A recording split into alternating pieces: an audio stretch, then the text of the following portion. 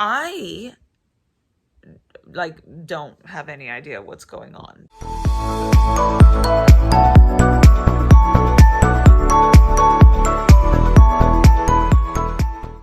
Hey guys, and welcome to a new cycle update. It is May 31st. I am cycle day 3 today. So I'm just touching base and kicking off this vlog.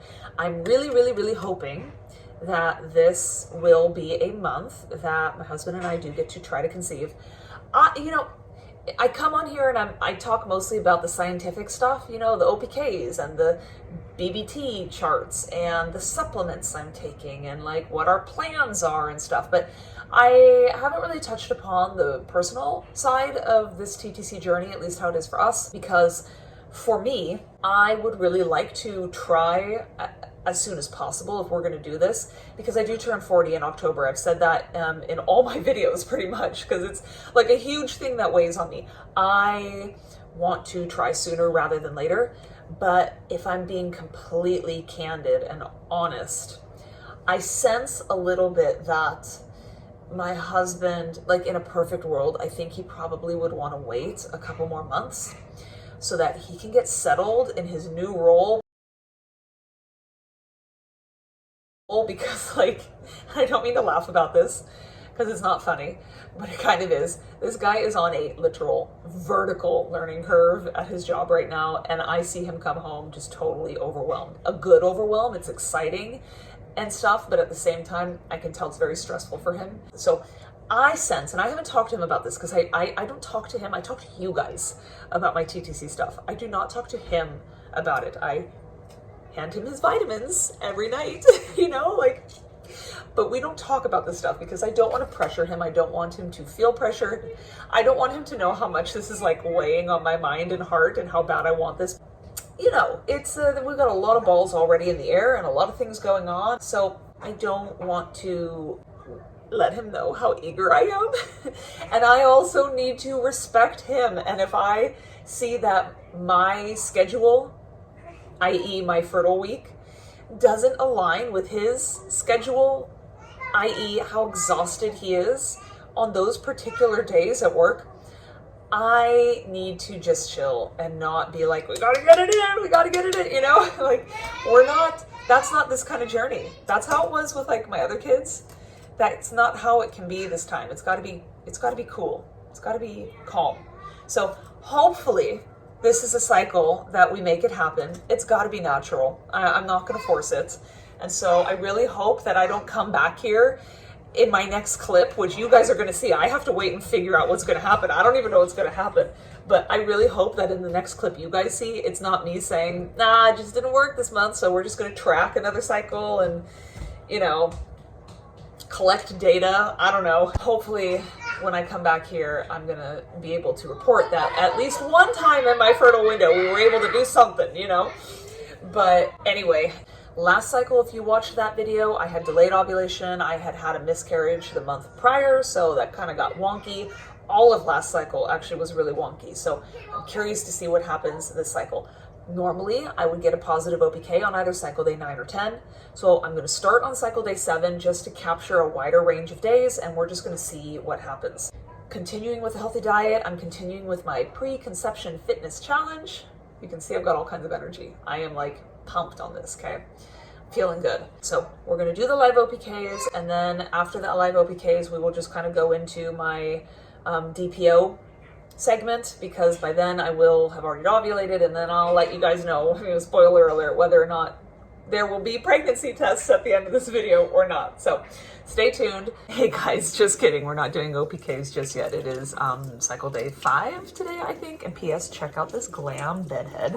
And I'm not even gonna fix it. I'm washing eggs, and I just wanted to come on and document this real quick because I know I'm gonna keep forgetting. The past couple cycles, I have been tracking all of my post-ovulation symptoms. Now, we obviously did not try last cycle, and so I knew for a fact I wasn't pregnant.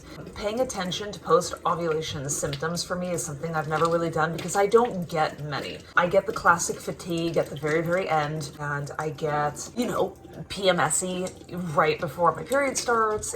and that sort of thing. But I never get breast tenderness. I never get acne. I never get headaches. I do get a little bit more emotional, I will say. Like, I tend to get a little weepy if we're watching sad movies. I don't crave weird foods. My appetite doesn't change. You know, I don't get any of those classic symptoms. I don't get like itchy breasts or things like that. I don't know. Like all the things that I've heard that are normal for a lot of women, or what's normal for, you know, post-ovulation symptoms, I don't get them. But then again, I wondered to myself, maybe they're just so subtle that I'm not paying attention to them. So just for the sake of, you know, logging things, collecting information, whatever, last cycle I logged my post-ovulation symptoms, and I kid you not, you guys, if we had tried last cycle, I would have probably been convinced I was pregnant. I had so many things happen. I had like crazy cramping on 6 or 7 DPO, okay? I had some random nausea at 8 and 9 DPO. I was very emotional, in the good way, like, and I got this way when found out I was pregnant with my middle kid. I call it in my Fertility Friend app, I call it extra maternal love. I just felt so much love toward my kids and my husband, and just this overwhelming emotional love feeling. I got like an itchy nip, which was very, very odd for me. Every time I've gotten pregnant, I've ended up dreaming that I had a positive pregnancy test. And I mean like every time I've been pregnant. I think I've gotten pregnant 7 times now, including my miscarriages. Every single time, and only when I was pregnant, have I dreamt that I got a positive pregnancy test. And sometimes I wonder if that happens because I knew I had tried that month, and so it was just weighing on my mind in that post-ovulation phase. But lately, and including last cycle, I have been having dreams that I've been giving birth, and in particular, I keep dreaming that I have a little boy. So I'm not going to say that's necessarily, that would have like tipped me off that maybe I could be pregnant, but it's just weird because that happened. And so I think that would have played into my feeling, my general feeling of what's going on. I just had like so many symptoms that they were very odd for me. And looking back now, I just wonder if maybe I do have various symptoms in my post-ovulatory phase that I just don't pay attention to, because when I'm not trying to conceive, I just know it's like it's out of my mind. It's not, you know, it's not something I'm ever like looking for or trying to look into. So I just wanted to say that, because as a preface to this video, if we do end up trying, I want to be mindful of that, because I'm going to be logging my symptoms this cycle no matter what again. And that's going to force me to actually be very body aware in a time when I don't want to be looking for symptoms, because I don't want it to discourage me if I don't feel anything. It's a lot easier for me to convince myself that I'm not pregnant so I can handle the letdown if it doesn't happen. But I just thought I would say that now before we get into the DPO segment of this video, because I swear, you guys, if we had tried last cycle, I would have secretly been convinced I was pregnant because I had so many things going on. So now let's go to the OPKs.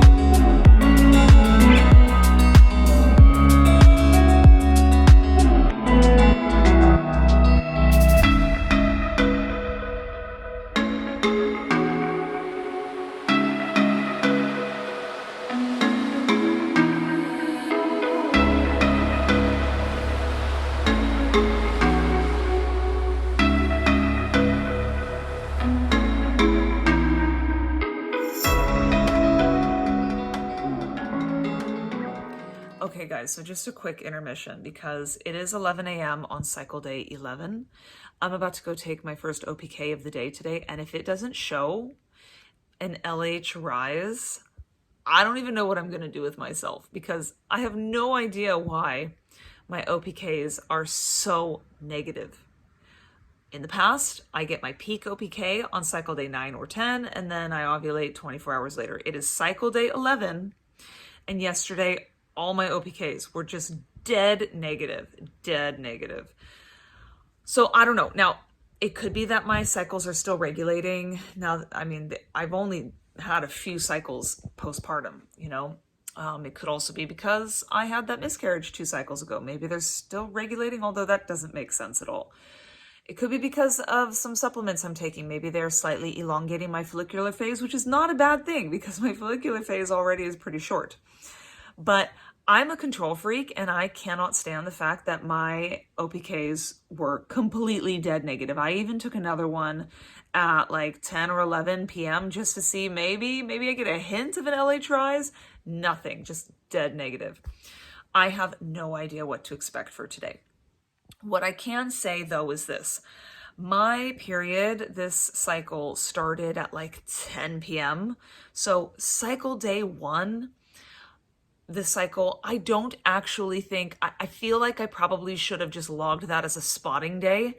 And then the next day should be my cycle day 1, which would mean that today I am cycle day 10 and not cycle day 11. So that could make sense. And prior to the miscarriage I had been getting my peak OPK on cycle day 10 and then ovulating cycle day 11. So if I get a peak today, which I don't think I'm going to, okay, but if it were to come today, then I'd be on track. But based off of how completely dead negative my OPKs were yesterday, I would assume that if I'm anywhere near ovulation, I would see a rise in the strength of my lines today, and then I'd get a peak tomorrow, and then I'd ovulate the next day. I don't have any idea what's going on because I've never been irregular for no reason. And this is very irregular for me. So I don't know what's going to happen. Let's go see. Let's go find out what happens. I'm scared to take this test.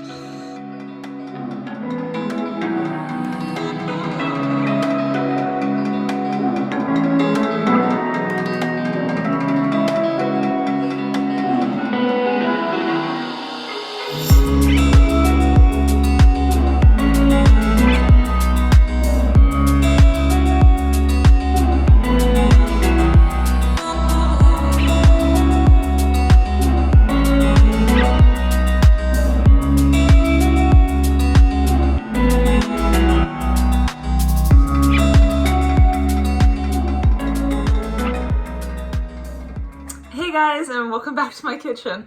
Today is cycle day 12. It's like 6 p.m. on the 9th of June, and this is going to be actually the end of this vlog. I'm just going to end it now and call this part 1 of cycle 1 TTC because this video has gotten long enough.